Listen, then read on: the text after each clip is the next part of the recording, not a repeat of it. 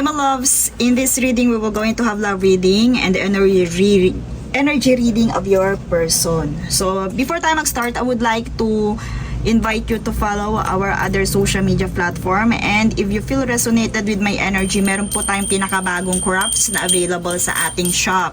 So ito po yung ating Blue Evil's Eye na Tree of Life. Sobrang powerful. Ang karga po niyan is return to sender. So, ito ay protection para sa inyong bahay. Mainam na meron kayong ganito sa inyong bahay, my loves. Kasi hindi tayo sigurado kung sino yung mga taong pinapatuloy natin sa ating tahanan, sa ating sasakyan, my loves. Available siya sa gold na bell and blue na bell.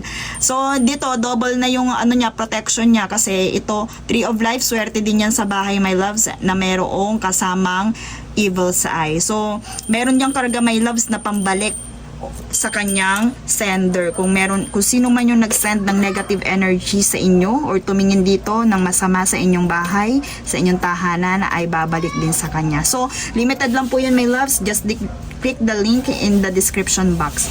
Let's see yung energy muna ng person na to. So, dito, sa energy ng person na to, unahin muna natin since na titingnan natin kung ano yung kanyang energy right now. So, i-POV natin na siya to. Ito yung sa kanyang nasa sa loobin right now. And let's see kung ano ang meron doon sa energy niya right now. Using our tarot. Tarot muna yung ating gamitin para sa unang energy read niya, and then gagamit tayo ng mga oracle cards para sa kanyang mga clarifiers.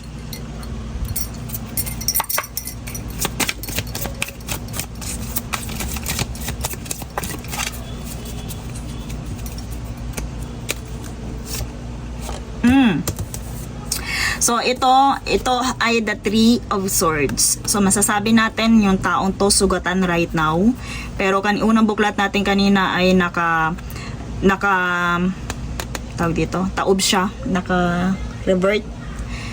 So, it's either na makaka-recover na to from pain, yung taong to. They are releasing the pain.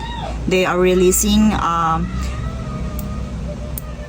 pwede din, my loves, siya yung nakaka-release ng pain. Nandun yung pag-move on.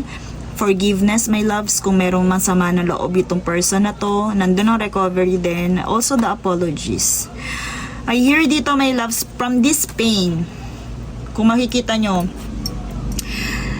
kung gaano kasugutan yung kanyang puso, it is starting right now to recover yung taong to. Okay? Kasi, kanina, yan yung bungad sa atin, di ba? Naka-revert siya. So, my loves, kumbaga, yan ay, ang person na yan ay makaka-recover na or trying to heal. Trying to heal their wounds, trying to forgive. Nandun din, my loves.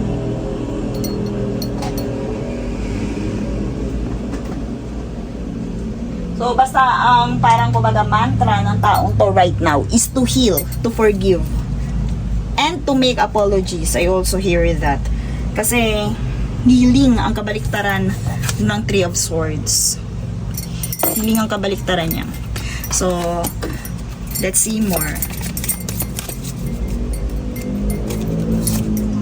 Ayan. So, the Four of Swords na naman, rest, relaxation, my loves. Nandito yung meditation renewal, my loves.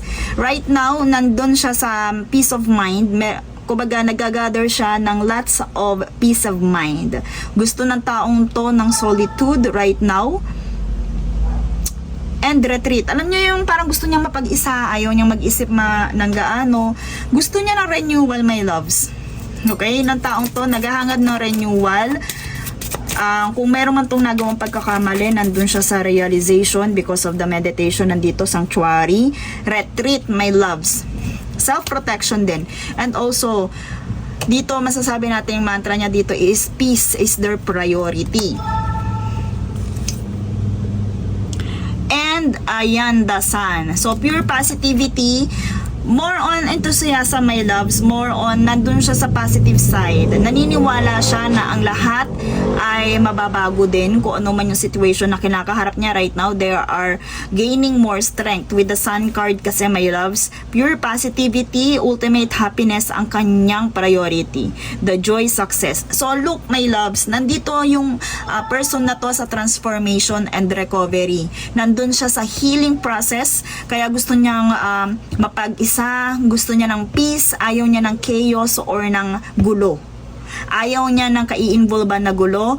And nandito, with the Sun card, pwede din na lumitaw itong taong to with pure positivity, with transformation, na ang kanyang ultimate goal is happiness. So in other words, pwede din nasa realization niya na yon yung pagpili or pag-prioritize ng positivity at pag-remove ng mga toxic na pwedeng nagdudulot sa kanyang life right now. Let's see more clarifier for this person. Ang daman, lumitaw. So, masculine, pwede, ito nga, ini-inquire natin dito, pwede ang person mo talaga is yung masculine ng inyong partnership or ng connection. Siya yung masculine. Pwede din, may loves, na siya yung kailangan ng healing. Siya yung nasugatan. Siya yung nandito sa, pwede din siya, may loves, sa connection nyo, yung hihingi ng magbibigay ng forgiveness. And also this man, this masculine wants to beg for apologies because of this. Physical healing, emotional and physical healing. So my loves, main focus ng energy ng ating ini-inquire right now ng person mo is healing, my loves. The crossroads. So choices, my loves. Ito na nga, decision, my loves. So peace is their priority. Lumitaw na. Meron siyang, sabihin natin, meron siyang pinagde-decidean. Maaari pumapasok sa isipan niya. Andito yung dalawang, pagkasi lumitaw crossroad, meron siyang choice. At meron siyang pipiliin. Pero, dun sa pipiliin niya na yon, gusto niya nandun yung peace, nandun yung relaxation, nandun yung solitude. So I see the retreat. Pwede, my loves, talikuran niya kung ano yung mga nagawa niyang hindi tama. Pwedeng ganun, my loves, kasi nakatalikod siya, my loves. And dito din, peace ang kanyang priority with the Four of Swords, the choices they make. So kumbaga, dun siya sa payapa or walang gulo. Yun ang gusto niya, yun ang priority niya right now. And the bear. So my loves, kung yung person na to naka-feel ng masasabi natin kung naka-feel to ng, ano tawag doon, yung nanghina, yung wala siyang power, wala siyang sariling drive na demotivate itong person na to, I see na magkaka-earn ulit siya. Double kasi confirmation with the Sun card and the bear, yung power, my loves eh. So may tendency makaka-ahon, makaka-move on na ulit itong person na to. The strength pala. Double confirmation with the Sun card, the strength and the power. So if ever na hindi mo pa nakikita itong taong to, or kung ano man yung naging dahilan before ng inyong pagkakahiwalay or what, kung ano yung naging ano niya dati, pagkakakilala mo sa kanya ng kahinaan niya, my loves. Dito kasi, ito yung future reading energy niya, strength, my loves. Pwedeng hindi na siya ganun kahina. Kung ano yung naging kahinaan niya, naging weakness niya, my loves, pwedeng maibawi niya yon into their strength. Yun na yung kanyang gawin, or yun na yung kanyang pagfokusan, yung kanyang strength, yung kanyang power, my loves. Vitality, success. Pwede din, my loves. Andun yung optimism, my loves, na maayos ang lahat. Pure positivity. Nandun siya dun. Sa part na yun. Parang kumbaga, tinutulungan niya ang sarili niya na mag-heal. Okay, let's see more. Let's see more clarifier for this person. Asan yung ating block? Ayan.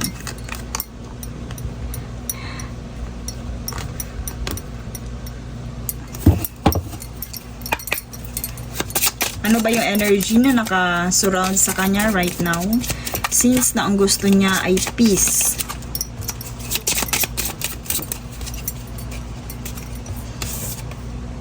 Wedding rings, my loves, union. So, kung mag-asawa kayo, my loves, priority niya is yung kanyang asawa. Yung kanyang pinakasalan. Or pwede din itong marriage na to yung nag-cause ng kanyang heartbreak. Na gusto niyang mag-heal. So, ibig sabihin, yung energy na nakapaikot sa kanya, my loves, is about their marriage. Yun yung nakadurok ng kanyang puso. Yun yung gusto niyang paghingian ng apologies. Yun yung gusto niyang ma-forgive or bigyan ng forgiveness about the relationship, my loves. This man. So, ano pa? Energy na nakapaikot sa cassette. So, yan nga. May pagbabago nga, my loves. Pwede din ang soulmates lumitaw. Partnership and agreement, soul contract. Naniniwala yung taong to na uuwi at uuwi siya sa taong nakatadhana para sa kanya. Kasi nabanggit ko yung renewal, di ba? Kanina nabanggit ko yung renewal. Gusto na niyang baguhin because of the cassette. Yung outdated thinking niya, yung mga sabihin nating mali or yung mga yung mga dating niyang version, dating siya, dati niyang mindset. Gusto na niyang, conditioning. Very aligned. Conditioning with the Four of Swords, conditioning din. So, kino-condition niya sarili niya talaga para sa big transformation, para sa, para ma-remove na itong mga outdated thinking, kung ano yung mga naging habit niya right now na hindi nakatulong sa kanyang kinakaharap or sa nag-cause sa kanya ng pain, gusto na niyang tanggalin yun. And my loves, if you are asking kung iniisip ka ng taong to, yes, they're replaying events over in their head. So, kumbaga, paulit-ulit din niyang naaalala about their marriage, about their soulmates. Yun yung energy na umiikot sa person na to. The marriage and the soulmates. Let's see, message from this person. Tingnan natin, ano ba yung gustong sabihin ng person na to na hindi na masabi-sabi right now. Sorry. Ano yung message na gustong sabihin right now? Marami. I feel na marami siyang gustong sabihin. Pero right now, parang mas pinipili niya, pinaprioritize niya yung peace. Alam niyo yun, yung parang mas gusto niyang manahimik muna, solitude muna, solitude to gather all the thoughts. Kasi nga, sabi ko nga, meron ditong crossroads, meron ditong choices and decisions. So parang sa dami-dami ng gusto niyang sabihin, mas pinipiliin niya manahimik muna to gather their thoughts. I look for you everywhere. Kahit hindi physically, my love, sinahanap-hanap ka ng person na to. Or, yan, if you are married to this person. I don't react when people mention you. They are trying to conceal their emotions, my loves. Pero, nandito siya dito sa rest. Ayaw muna niyang mag-react. Alam niyo yun, ayaw muna niyang mag-react sa mga bagay-bagay. I am afraid to contact you. Takot yung taong to na makipag-communicate. Kagaya ng sinabi ko, my loves, they are prioritizing their solitude to gather their thoughts. They are prioritizing the peace para makagain sila ng more strength. Pero gustong makipag-usap sa'yo ng taong to, but they are afraid. Pero sabihin natin, nandun yung pagiging optimist nila na maayos din ang mga bagay-bagay. The sunshine is here, the truth is here. Pwede din na umamin siya sa mga bagay na kamalian niya, my loves. Let's see kung ano ang nakaabang sa connection na to.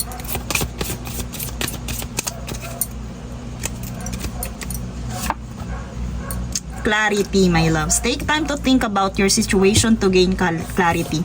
So, very aligned sa ating reading.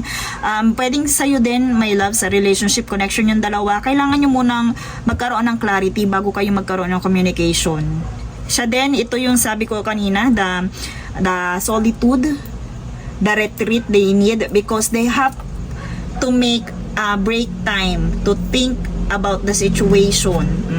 Diba? Anong sabi dito kanina? The choices, the opportunity, the decision. Kailangan nila yan. Clarity sa mga bagay-bagay.